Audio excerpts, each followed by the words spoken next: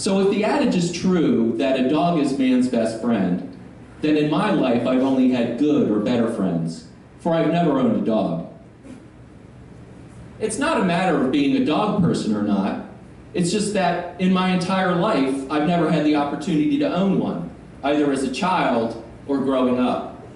You see, my family, the O'Neills, we were never dog people in the sense that we owned a dog as a pet. However, this didn't stop me from vicarious dog ownership that I engaged in through comic books, television shows, movies, and literature.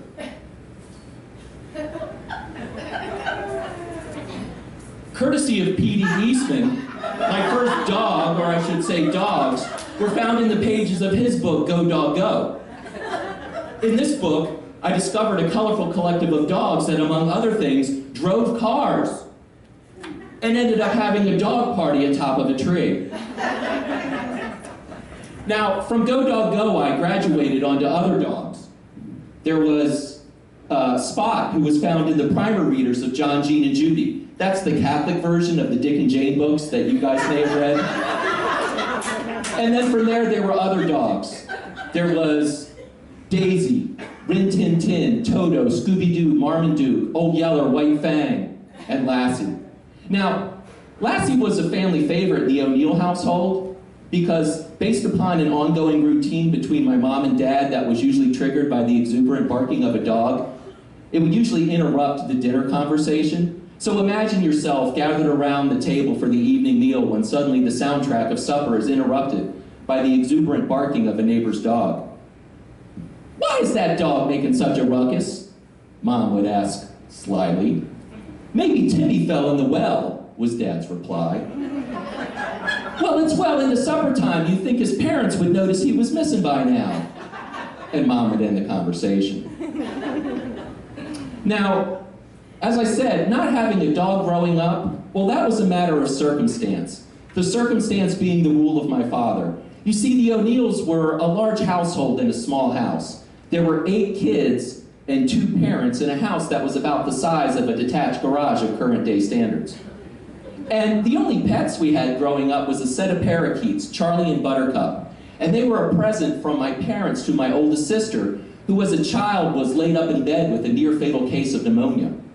Now, I'm not so sure they were as much pets as they were an early warning system to advise the rest of us to quarantine. Because before we would go into my sister's bedroom, we would always peek in to make sure the birds were still alive.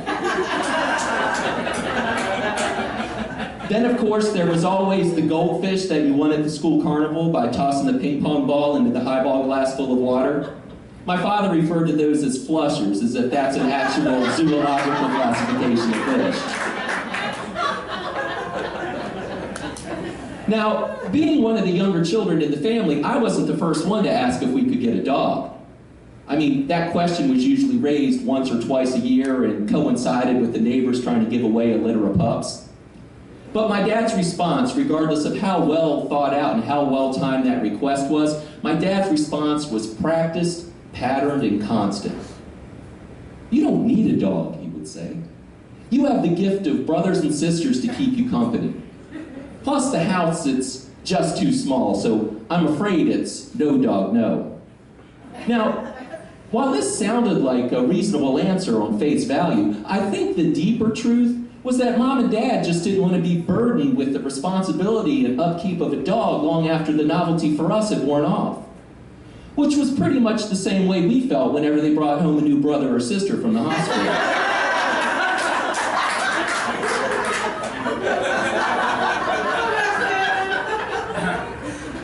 Now, it's quite possible that by not having a dog as a pet when I was a kid, that may have stunted my childhood development. Not in terms of being able to bond with man's best friend, but in terms of me having a scapegoat. There was no dog to eat my homework, thus depriving me of those reprieves from detention. There was no dog positioned underneath the supper table in order to take the Brussels sprouts or the broccoli that I didn't want to eat. Which, of course, later on meant there was no dog to take the blame when the house would be overcome with the vapors that are often produced by the consumption of those aforementioned cruciferous vegetables. Now, the only real experience that I had with dogs growing up was in my exploits as a paperboy. Between the ages of 8 and 12, I was a news carrier for the Washington Star. And in that time, I got bit by dogs 4 times. Twice by the same dog. Now, research has shown that dogs can smell fear. If that's the case, my fear smelled like my mom's Sunday meatloaf. And it took me getting bit 4 times before I realized I just couldn't outrun a dog. I mean, I'm not built that way. In terms of zoomorphic comparisons, I was a husky. Not the husky that I'm sure you're thinking of, the sleek Arctic musher of the North. Husky was the name they gave boys like me who had inert metabolisms. And I wasn't a purebred husky. I mean, look at these short legs. I was kind of a mix between a husky and a chihuahua. So I was kind of a huskawawa or a chihuahua. I'm not sure.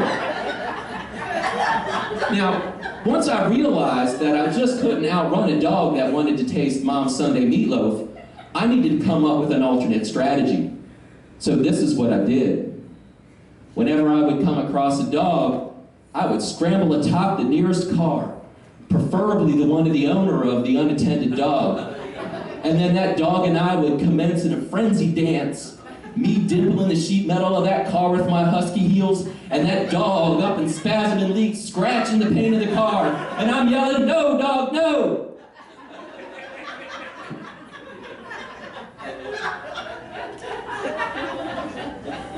My life has pretty much come full circle. I've long since moved out of the dogless childhood home. Moved out onto my own with the hope and promise that maybe one day I could become a dog person. But once again, circumstance intervened. First it was rental properties that wouldn't accept pets. Then it was jobs that required extensive amount of travel, which would mean I'd have to leave that dog home alone and unattended, and I just couldn't do that. My life, in many respects, is one measure short of a country music trifecta. I married the girl next door, I drive a pickup truck, but in terms of man's best friend, it's still no dog, no.